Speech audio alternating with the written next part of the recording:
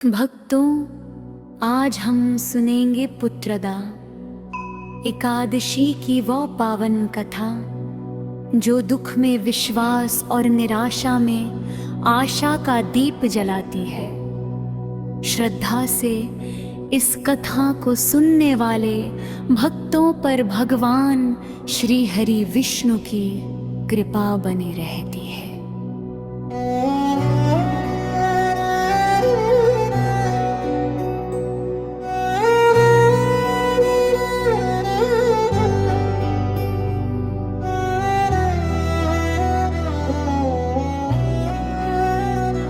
बोलो नारायण नारायण श्री हरि नारायण। पुत्रदा एकादशी की महिमा गाए सारा जहान। हे लक्ष्मीपति दीन दयाला, सुन लो भक्तों की पुकार। सच्चे मन से जो तुम्हें ध्याए, भर दो उसका संसार। प्राचीन समय में भद्रावती नाम की एक सुंदर नगरी थी। वहां के राजा का नाम सुकेतुमान और उनकी धर्मपत्नी का नाम शैब्या था। राजा अपनी प्रजा का संतान की तरह पालन करते थे। राज्य में सुख, शांति और धन धान्य की कोई कमी नहीं थी। लेकिन राजा और रानी के जीवन में एक बहुत बड़ा दुख था। उनकी कोई संतान नहीं थी। महल में सब कुछ होते हुए भी उन्हें अपना जीवन सुना लगता था। भद्रावती की सुंदर नगरी, जिसकी छवि थी बड़ी निराली, सुख से रहती सारी प्रजा, धरती थी हरियाली। राजा थे सुकेतुमान धर्मी, रानी शैब्या गुणवानी।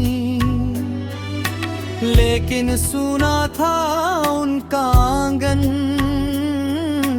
आंखों में रहता था पानी।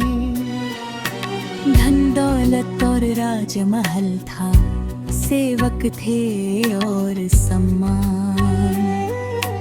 फिर भी मन में पीड़ा रहती, सुना लगता था जहान। राजा दिन रात यही सोचते कि उनके बाद इस राज्य को कौन संभालेगा, कौन उनके कुल और पूर्वजों की परंपरा को आगे बढ़ाएगा। रानी शैब्या भी प्रतिदिन भगवान विष्णु के सामने दीप जलाकर प्रार्थना करती। हे नारायण, हमने कभी जानबूझकर किसी का बुरा नहीं किया।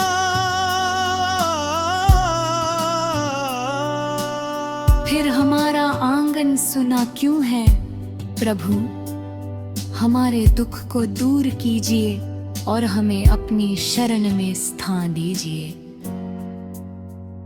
हे नारायण, सुन लो पुकार, हम आए तेरे द्वार। सुने जीवन में प्रभु जी, भर दो अपना प्यार। नारायण नारायण श्री हरि नारायण। दुखियों के दुख हरने वाले लक्ष्मीपति भगवान। समय बीतता गया, लेकिन राजा के मन की चिंता बढ़ती गई। एक दिन वे इतने व्याकुल हुए कि किसी को बताए बिना अपना घोड़ा लेकर घने वन की ओर निकल पड़े। वन में ऊंचे वृक्ष थे, हिंसक पशुओं की आवाजें सुनाई दे रही थी।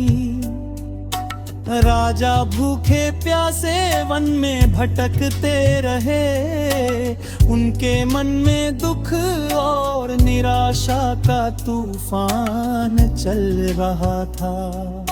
महल छोड़कर राजा निकले, मन में लेकर पीड़ा भरी, किससे कहते मन की बातें, दूर हुई दुनिया सारी।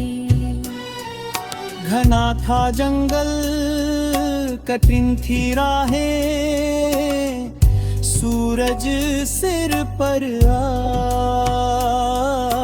भूखे प्यासे चलते चलते राजा का मन घबराया। तभी दूर एक झील दिखाई, निर्मल जिसका पानी, कमल खिले और हंसते तैरते, छवि थी बड़ी सुहानी। राजा जब उस सुंदर सरोवर के पास पहुंचे तो उन्हें वेद मंत्रों की पवित्र ध्वनि सुनाई दी। सरोवर के किनारे अनेक तेजस्वी ऋषि मुनि तपस्या कर रहे थे। राजा तुरंत घोड़े से उतरे और हाथ जोड़कर ऋषियों के चरणों में प्रणाम किया। क्या उन ऋषियों के आशीर्वाद से राजा का दुख दूर होगा? कौन सा पावन व्रत उनके सूने जीवन में खुशियां लेकर आएगा? राजन पुरतोन हो, इस घने वन में अकेले क्यों भटक रहे हो?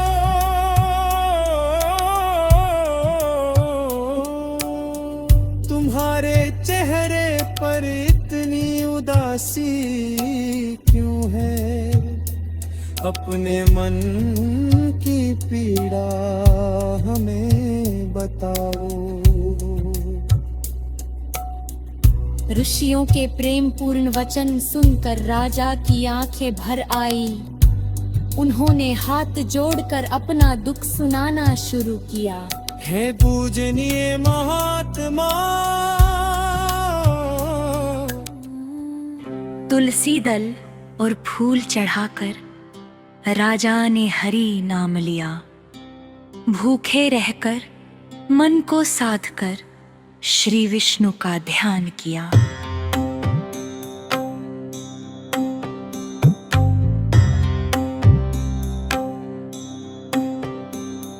नहीं मांगा सोना चांदी, नहीं मांगा राज सम्मान, हाथ जोड़कर इतना बोले, दे दो प्रभु भक्ति का दान। सुने आंगन में प्रभु जी, आशा का एक दीप जला दो। जीवन की इस घोर निराशा से दीन सेवक को बचा लो। रात्रि होने पर राजा ने ऋषि मुनियों के साथ जागरण किया। सरोवर के किनारे भगवान विष्णु के मधुर भजन गूंजने लगे। राजा की आंखों से पश्चाताप और उलेम के आंसू बहते रहे। जागो मनवा हरि गुण गाओ, नारायण को आज मनाओ। मन का सारा मैल मिट कर प्रभु चरणों में शीश झुकाओ। नारायण नारायण श्री हरि नारायण, भटके मन को राह दिखाते करुणामय भगवान। द्वादशी की सुबह राजा ने विधि पूर्वक भगवान विष्णु की आरती की। उन्होंने ऋषि मुनियों को प्रणाम किया, जरूरतमंदों को भोजन और दान दिया तथा व्रत का पारण किया। सभी ऋषियों ने राजा को आशीर्वाद। राजन, तुम्हारी श्रद्धा और भक्ति से भगवान विष्णु अवश्य प्रसन्न होंगे। तुम्हारे जीवन का दुख दूर होगा और तुम्हारा आंग खुशियों से भर जाएगा। ऋषियों का आशीर्वाद पाकर राजा का निराश मन आशा से भर गया। वे अपने घोड़े पर बैठकर भद्रावती नगरी लौट आए। राजा को सुरक्षित देखकर रानी शैब्या और पूरी प्रजा अत्यंत प्रसन्न हुई। राजा ने रानी को वन की सारी घटना और पुत्रदा एकादशी के व्रत के विषय में बताया। स्वामी भगवान श्री हरि पर मेरा पूरा विश्वास है। सच्ची श्रद्धा से किया गया आपका व्रत व्यर्थ नहीं जाएगा। प्रभु हमारे जीवन पर अवश्य कृपा करेंगे। महल में फिर से दीप जले थे, मन में जागी आशा थी। राजा रानी के अधरों पर हरि नाम की भाषा थी। बीती रातें बीते दिन भी भक्ति भी न कम होने दी। सुख हो या फिर दुख का मौसम, हरि की याद न खोने दी। कुछ समय बाद भगवान विष्णु की कृपा और पुत्रदा एकादशी व्रत के पुण्य प्रभाव से रानी शैब्या ने शुभ संकेत अनुभव किए। राजमहल में धीरे धीरे प्रसन्नता का वातावरण बनने लगा। राजा और रानी समझ गए कि भगवान ने उनकी प्रार्थना स्वीकार कर रही है। हरि ने सुन ली मन की पुकार, खुलने लगा खुशी का द्वार। सुने जीवन में आने वाली अब थी खुशियों की बहार। पिछले भाग में आपने सुना कि राजा सुकेतुमान ने श्रद्धा पूर्वक पुत्रदा एकादशी का व्रत किया। ऋषियों का आशीर्वाद लेकर वे अपने महल लौट आए। कुछ समय बाद भगवान श्री हरि की कृपा और व्रत के पुण्य प्रभाव से रानी शैब्या ने एक सुंदर और तेजस्वी पुत्र को जन्म दिया। राजकुमार के जन्म की सूचना मिलते ही पूरे राजमहल में आनंद छा गया। राजा और रानी की आंखों से खुशी के आंसू बहने लगे। महल में गूंजी शुभ शहनाई, दूर हुई दुख की परछाई। रानी की गोदी भर आई, हर चेहरे पर खुशी समाई। नगर नगर में दीप जले थे, मंदिर में जयकार गाए। राजा रानी की आंखों से आंसू बनकर खुशी बही। जिस आंगन में मौन बसा था वहां मधुर किलकारी थी। श्री नारायण की कृपा से पूरी मनोकामना सारी थी।